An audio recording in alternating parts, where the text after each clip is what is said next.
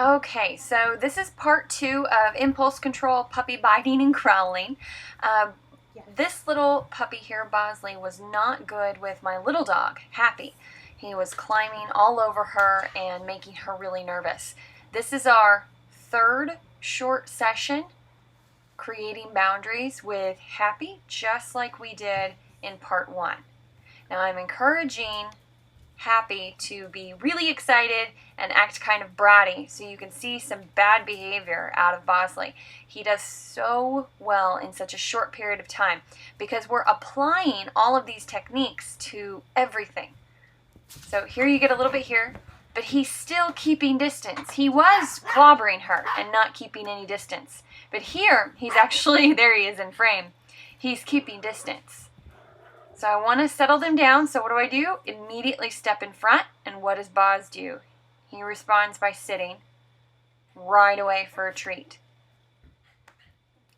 So you can see how this blocking and redirecting with positive reinforcement right away for such a young puppy can really work wonders. Now, when they are in the house and I'm not actually actively working with them, we still have to keep boundaries in exactly the same way. Yes. So here I'm holding Happy. He thought that he could come up and just invade her space, so I told him no, to back off.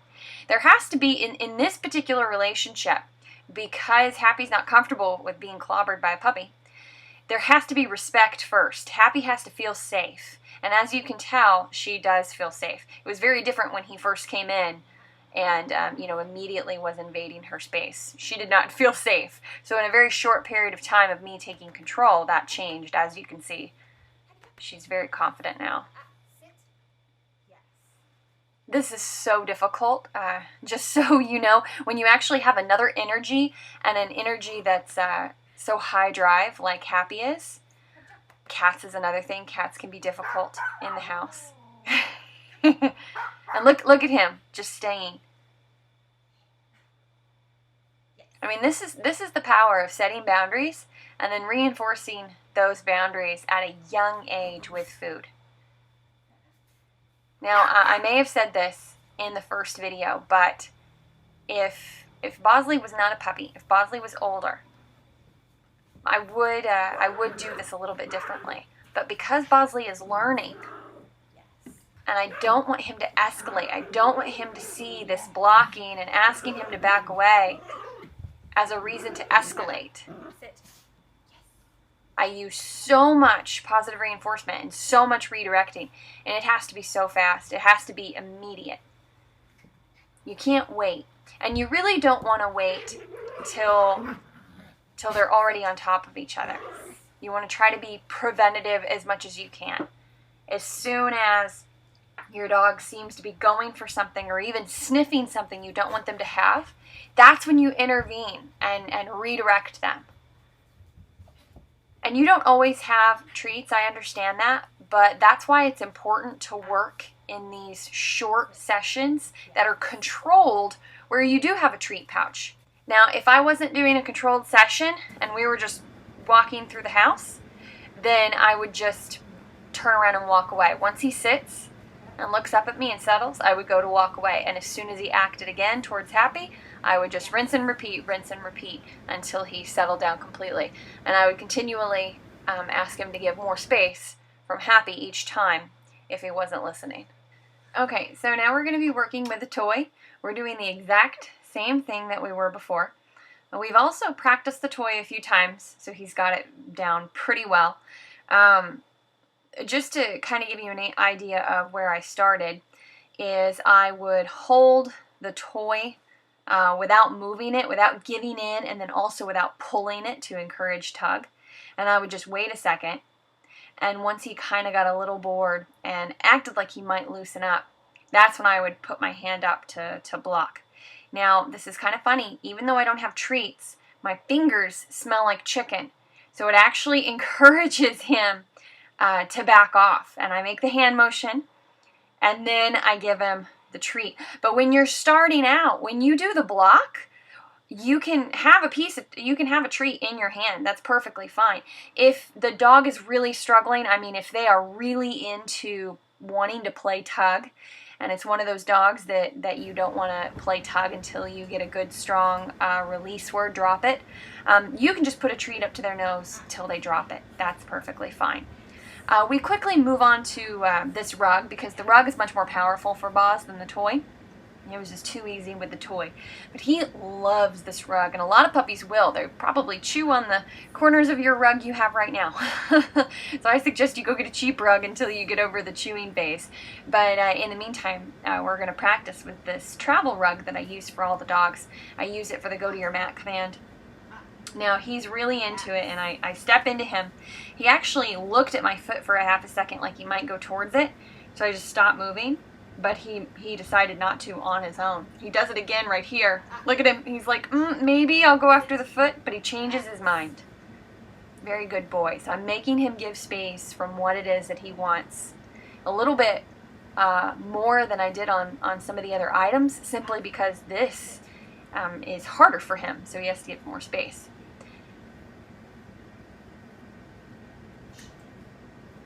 Now see, I don't wait till he's already got it in his mouth. I don't wait. I try to catch him before he's actually got it in his mouth. Now I should probably note that one time he did, and he actually hooked a corner of it and pulled out the string. He doesn't get in trouble. I'm baiting him. I'm working with him. I'm teaching him. He's learning. So it was just no big deal. I just got it out of his mouth and we moved on.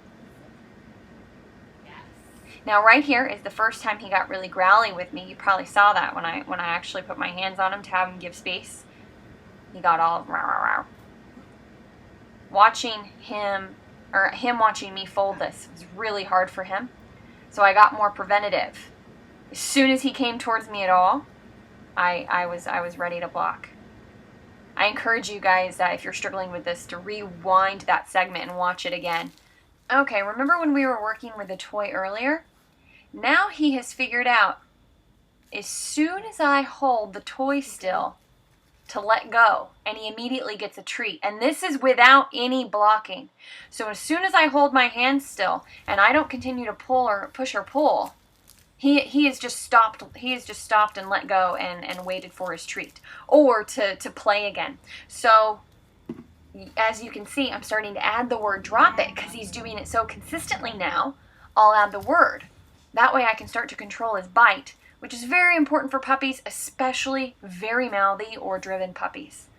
Now, as you can see here, I'm not doing any blocking at all. The only time I'll bring the blocking back at this point is if he won't let go when I hold still or say the words drop it. Yes. Look at that. Just immediate. This is our fourth or fifth short session playing with the toy. That's it. That's how quickly these puppies can learn. It's just amazing. Okay, now we're going to move on to leave it. Now, how I do it is I hold the treat in front of their nose, and I let them go after it, and the moment they move their head away, I mark that with a yes, and then I treat them a tiny treat from the other hand. And he has done this a few times, so that's why he's moving his head so quickly. Now I show him the main treat, I let him lick it, get it really into it. If I need to bait him a little bit, like move it around, I will, to kind of up the ante once they get it.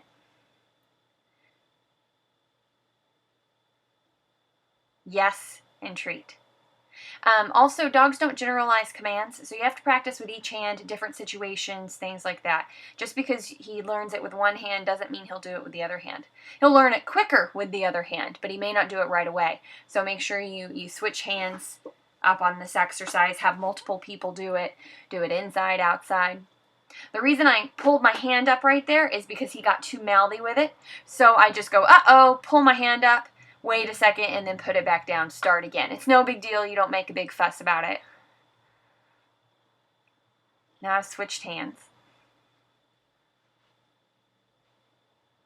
Look, he's barely even bothering with it at all.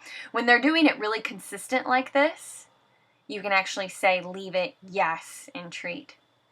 Now I'm trying to do it open hand. Look at that. What a good boy. If I need to, I got two options. I can just pull my hand up if it doesn't work, if I'm moving too quickly trying to get him to do the open hand. Or I can just do the little bit of blocking because he understands it so well now. Yes, good boy.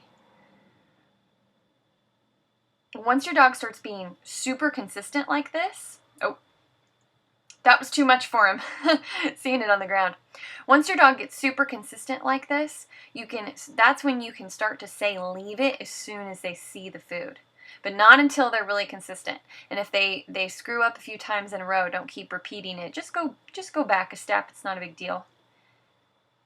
I'm waiting for eye contact here. With the food on the floor, it's a much bigger deal. So I'm actually waiting for eye contact.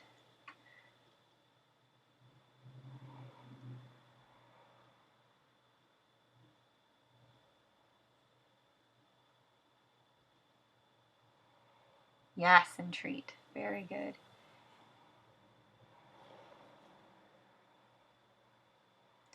Now notice how I stopped doing it on the floor because it was too much for him. So we're just going to practice it with open hand a little bit longer. And then we'll progress to putting it on the floor, then actually dropping it on the floor. There's lots of different stages to leave it that you can practice with.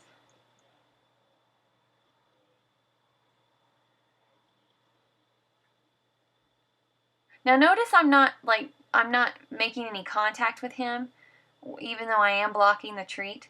There's no reason to on this because I want him to figure this out on his own.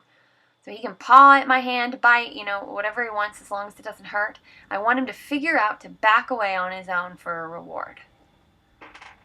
Yes. Yes, good boy. Good boy. Okay, I know these videos have been long, but they've had a ton of useful information in it. I definitely encourage you to try these techniques as you've seen them done here. However, if you feel they are not working for you, do not keep doing them. You need to seek professional help right away. Sometimes just watching this stuff, it just isn't enough. So there's nothing wrong with actually seeking out some professional help. I encourage you to do so. If you want any other information, definitely send me an email at info@doggersizela.com. Subscribe to us on YouTube for more videos, and then we are revamping our website as of August 2014, and we'll have lots of articles, how-to things on there. So definitely check us out at doggersizedogtraining.com.